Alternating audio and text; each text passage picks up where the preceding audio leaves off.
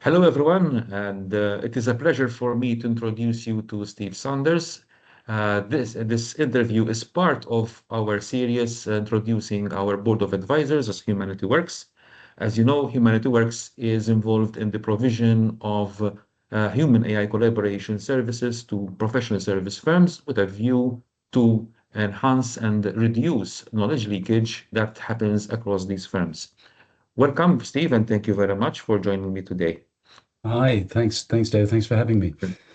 Very good. I've known Steve for quite a few years now, and we share quite an interesting passion. Was for writing books. Steve is also a best-selling author as well for his book Five Horizons, and I would encourage people to actually read it because it's a very good book. And he's also a very good person, and he's excellent at developing frameworks and developing commercial systems for companies. And I've really worked very closely with Steve and look forward to working with him as well on this venture. Steve, can you perhaps start by introducing a bit yourself? Sure. Yes, I have many years in digital transformation, which has evolved into AI-enabled and agentic transformation. So I deal with predominantly the business strategy associated with what transformation means, and both at a human level and an organization level, and how that affects organizations and people adjacent to any business in the markets and ecosystem. So that's been my viewpoint for quite a long time. I see AI as being a recent accelerator of transformation, and we have to deal with that in a particular way to make sure that you optimize the business impact from that, but also you're conscious of the human impact and how you leverage the human intellect, but also protect that human asset through the transformation that you're achieving, and that you deal with it on a market ecosystem level, and not just a micro organization level. So that's my background and where I'm focusing. And as you say, I wrote Five Horizons to deal with that ecosystem impact of transformation and the human factors of how we should look at stakeholders more broadly when considering strategic choices in businesses. Yeah. Yes, I really relate to what you're saying. I had an experience, it was quite a while ago, actually, it's around 10 years ago, if I recall correctly. And I was actually brokering a negotiation with a trade union and an organization. And they were at loggerheads, and the company was almost on the brink of a major strike, which would have been impacting the company in a most significant way. And when I dug into the system, I found that the manager of this company actually was insisting on a specific shift pattern, which the workers were opposing. And when you look at the shift pattern, it transpires that it was optimized from a business perspective, but then from a human perspective, it was completely inhuman. It was work 2 hours here, have a break of 3 hours, and work another 2 hours, and have another break of 2 hours, which completely disrupts the life of people. So uh, the issue was that from a rational perspective, yes, it was a good solution, but obviously from a human perspective, definitely it was not the case. How do you see AI solving this problem, where you see the rationality going behind certain business decisions and taking the human factor into the account? Because at the end of the day, systems are there for humans, not the other way around. I mean, and that's questionable. Businesses the idea of a company, a limited company, was established a couple of hundred years ago to give the legal and well, certainly the legal rights of humanity to a business, so that the business could incur debt and could accumulate wealth without putting individual humans at risk. So that personification of the business now has been taken to the nth degree, where people running companies, when they reach a certain size, those people who run companies think that they exist for the company and not for the people within the company, employees and others. And so the viewpoint is often, when you're doing any kind of digital enabled transformation, the view is that you are doing this purely for the P&L of the company, right? So profitability of the company is your primary goal, and the other stakeholders are secondary. But if you, over the years, have asked anyone running a business who started that company, let's say as an entrepreneur, what were the great inflection points when you were growing your company? And often they will answer you that it was when I started employing people. And I realized that I was taking on a moral obligation to those people. It was a really difficult decision for me to make, to move from being a sole trader to having three or four people, and then taking on my first team of 20 and merging to bring in 100 people. And wow, the weight, just the sheer weight of obligation at a human level was something that they had to really think hard about. And when you then also ask, what's your greatest asset? And over the years, I don't know if this is glib or genuine, but most people say, well, it's the human asset. It's our people. That's our greatest asset. Definitely. I think what's happened now with the introduction of AI, and it's a rumor mill more than anything else. It's a rumor mill that artificial intelligence is going to do away with the need for people in all sorts of jobs, which I fundamentally disagree with. And the reason I disagree with it is because I do believe that we are here to, as humanity, to liberate the humans that exist within businesses, to liberate them from the mundane and the repetitive in order to allow them to become more creative and innovative and more valuable to the business. And sure, there are some you know treadmill type of tasks in organizations where you've employed people that will no longer be required because of efficiencies that you're getting. And I look back to the existence in the old days of typing pools, where you'd have 50 people sitting on typewriters doing typing. Now those don't Yeah. exist anymore, but those people went and found other ways of being valuable, either within the same company or in other companies. And I think that where AI needs so that's a preamble, Dave. So where AI needs to play into the human mix is to make it a partnership. And I think you've heard this word before. This is one word that's bandied around, the human and artificial intelligence partnership. But when we are engaging with a business to look at where to embed agents and artificial intelligence in how they choose to get work done, we involve the humans in that process, very much so, because they have to see AI as being their friend. And it's that design thinking process that if you have on the one hand the potential efficiencies from agentic and AI, and on the other hand the experience of your people that understand your customers, that understand your production environment, that view this as a way to liberate themselves to become more effective, and also to provide a better service and to become more Yeah, competitive as an organization, definitely. then No, then I then you're a win-win. Yeah, yeah. definitely, I fully agree with what you're saying. In fact, just wanted to add to what you're saying. I see the view, I don't know if you agree with me, that there are two schools of thought, and especially, and in the case of professional service firms, I think it's even more because of their knowledge base. You can either use AI to think for you, or alternatively, use AI to help you think in a better way. Mhm. Which school of thought do you abide with, based on what you were saying? I think it is the latter. It's certainly in my personal experience. One area where I've deployed agentic and AI into a professional services firm is in an audit practice, where they would use maybe 3 weeks doing the analytics in order to even start with the data required in order to conduct audits for their clients. And we can now do the heavy lifting of that analytics, the heavy lifting, within a matter of 2 or 3 hours. And that includes the human in the loop fine tuning that analytics using agents that are now very carefully orchestrated in a workflow that can be audited, because you're regulated and you have to prove that you're being responsible and thorough. So you're checking all of the key points. You're checking that. But what that does, it doesn't enable them to get rid of auditors. That enables them to keep their cost under control, but it helps them to turn the attention of those auditors to drawing some conclusions from the audits, making recommendations, giving advice, more qualitative stuff. And arguably that helps the organizations that are receiving the audit not just to be policed, but to receive expert guidance as a result of having some of the grunt work, the Yes. pure methodological work that's required being taken care of by AI. And I would flip that a little bit and I'd say where I'm borderline with the first camp is that sometimes humans get it a little bit wrong, right? When they have to do these repetitive tasks, their mind wanders, right? Our mind wanders. And to ask Yeah. somebody to do the But what same about thing, AI? Doesn't it generate hallucinations as well?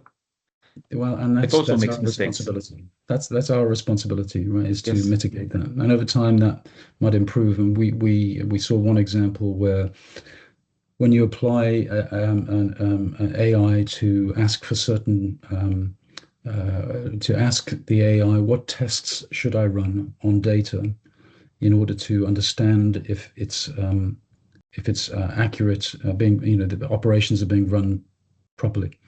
And you ask it once on the same data set, it comes back with a near perfect response. The more times you ask and repeat it within the same workflow, it starts deviating inexplicably and it starts hallucinating. So actually, you need Yes. to understand that when you're codifying that workflow and be deterministic in how you use AI, be responsible in how you use it, because Yes. you can't then create your workflow in a way that is has a high likelihood of hallucination. But you can actually say, well, that just took care of 90% of my heavy lifting. Now I am going to do the rest, right? And I'm going to Yes. go through that and make sure that Yes. it's what I want it to be and Yes. augment it. And I do the same thing if I'm creating a CV for myself. I mean, I would never send it out, right? So it's a similar thing. So I think yes, it's there are really good examples already, and of course AI is on a journey as well. You know, our Yes. it's learning its way into becoming more and It's more effective. improving by the week. You can see, notice even the large language models. If you go from one week to another, you can see dramatic improvements even in its performance and how it reacts. No? Yeah, absolutely. So I'd say it's no longer a question of if you should. It's like all disruptive transformations. You know, this is a creative disruption, I think, rather than a destructive disruption. So this is building Yes. upon what we have with a disruptive capability. You are. It is also a what I said in the book is it's like a self-selecting a mass culling event.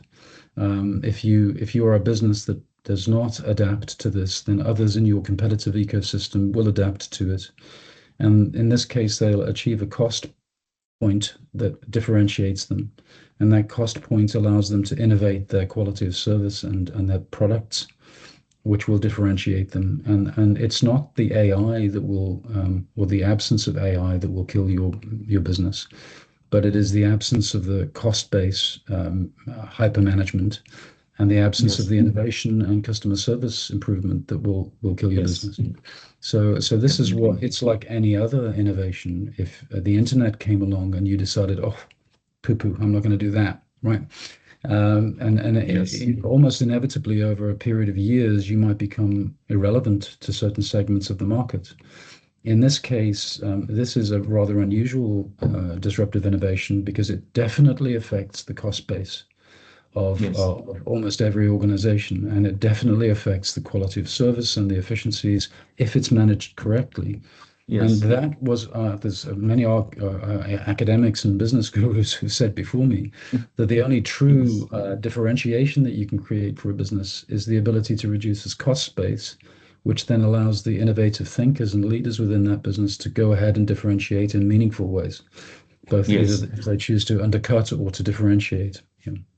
What you're saying, I tend to perhaps add something more in the sense that yes, it's also another disruption, but I think there's a major difference between what we've seen from the days of the internet to automation and to the rise of different other technologies that focused mainly on making tasks simpler and easier to do. In this case, artificial intelligence is going a step further, in my view. It's helping us to think in a better way as opposed to just doing tasks. Because now, for the first time, we are seeing a technology which is able to, let's put it in inverted commas, think in its own way, so to speak, coming up with creativity. And that is a big leap from what we've seen in the internet. Do you agree from this on this? I'd say so. I think there was a person online I saw recently who said that knowledge used to be the way that we would earn our respect in the business community. How do we use our knowledge? How do we show off our knowledge and present it to the market? And people would value Yeah. that and would pay you accordingly. And now knowledge has almost become commoditized. In fact, it is. It is impossible for us to have the front of mind knowledge base as a human that is accessible just by asking the right question to a large language model, because there you Yes. have an infinite amount of knowledge. Yeah. And so I no longer need to ask that question of a specialist. I would rather actually ask a large language model and then make my own decision as to whether that's correct or not. And then sooner or later, you're going to have to go to a specialist if you want certainty about the advice that you've gathered. And that's the point, really. It's AI augmented knowledge bases that you may at some point in time choose to go to a doctor to Yeah. validate what you've heard, or go to an accountant or a tax specialist to validate what you've learned. But you're spending, as opposed to a week of that tax person's time, you're spending maybe 3 hours. And so the income potential of that tax advisor or that medical advisor is affected unless they buddy up with AI in their Yes. value delivery argument. Yeah, absolutely. You mentioned earlier about the cost factor that you see it that it impacts significantly the cost base of any organization, right? And that is true. But what about service delivery and coming up with unique ways of actually serving customers with human intervention? Do you see that happening, or is AI just a maintenance factor in that regard? So it means that it's a must to have, but it will not generate a differentiation for organization. Or alternatively, yes, you agree that through AI, you are able to create a differentiation-based advantage for your organization. What is your view about that? So let's look at the sequence, Mhm. because with any transformation, and sorry about the pinging, with any transformation enabler, you see business people who use it like a drive-by shooting. And there are business people who use it as a true transformation, which is to uplift their organization. And this is an opportunity for us to see the difference more clearly than ever. So if you see Yeah. people that take AI and then get rid of most of their people and just cut costs, I would argue that they are of the drive-by shooting ilk. Those Yes. people who then recognize that they have the ability within their human intelligence to innovate. They have that ability, right? But they just don't have the time or mental space to available to those people to do that innovation and to consider how to win over the customer base or how to innovate Yes. product offerings, because they're locked into the menial, right? And they're locked Yes. into that heavy lifting. And this happens to all of us, right? I have a lot of ideas what to do in my business, but I'm too busy making notes about meetings and deciding on action Yeah. plans and scheduling time, etc. As soon as I liberate that time, I can take a breather and start innovating. And I think so. It's about the sequence of what you choose to do with your artificial and human intelligence. And so you have to take care of the of those aspects of your ways of working, your workflows in your normal business practices Yeah. that you can economize, you can make more efficient. And who better than the people who work within those workflows than the humans to tell you where Exactly. you can gain those efficiencies? And Exactly. then they might, when they are liberated from that, and they're now a human in the loop, and intervening at certain points in time that you've decided, those people might then come up with a new way of working entirely, which is going to innovate and change and disrupt their market. Or they might just come up with Yes. point innovations. But you will never get to that unless you liberate that human ingenuity and creativity, which we've never had such an opportunity to do that. And now we do, right? We have this. Yes. It's an equation. If you do one, then it opens up the potential for the other, and that's why one of one So, of my one of my interests is in the innovation life cycle process, because I okay. think once you've deployed AI operationally and you've liberated that time, then you need to also direct people towards how to innovate. Yeah. So correct me if I understand you correctly. Are you saying that AI in its own right will not give rise to a differentiation-based advantage, but it will liberate time and space for your people to be more creative and develop more innovations which are more human focused within that specific organization. Is this what I'm understanding from what you're saying? I mean, it is a little bit black and white, okay, because Yeah. I do believe that you can't give a hard and fast rule that applies in every situation. That is the position I would like to take, yes. Personally, I would prefer to work in an environment where we are doing precisely what you just said.